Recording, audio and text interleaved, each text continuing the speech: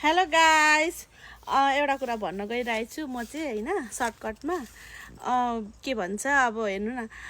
म त अब टिकटक अब एकदमै अहिले त कति धेरै टिकटकहरू अब हुन्छ नि। अब हामी प्राय छोरी मान्छेहरू टिकटक बनाइरहेको हुन्छौँ नि त हैन। अनि छोरा मान्छेहरू नि हुनुहुन्छ, एक दुईजना दाजुभाइहरू पनि बनाउनुहुन्छ हैन। तर मलाई चाहिँ एउटा के कुरा फाइदा भयो भन्दा मैले त टिकटक बनाएँ, अब हुन्छ नि अब घरको कामहरू नि म गर्छु हैन।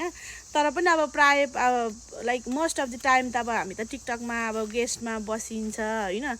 अनि अब फलोवर्स फलोइङ गर्ने हामी गेमहरू खेलिरहेको हुन्छौँ। तर मलाई एउटा के कुरा चाहिँ फाइदा भयो भन्दाखेरि मेरो बुढाले चाहिँ झन्न टिकटक बनाइदिनु नि गाइस। टिकटक बनाएको भए त बुढाबुढी दुईजनै अब गेस्टमा फलोइङ गर्दा गर्दै घरको काम पनि बित्ने रहेछ। हेर्नुहोस् है गाइस, धन्न आफू बिजी भए पनि बुढा चाहिँ गर्वको साथ भन्छु, बुढा चाहिँ मैले पाएकै हो। हेर्नुहोस् है त म यहाँ के गर्दै हुनुहुन्छ मेरो हस्बेन्ड।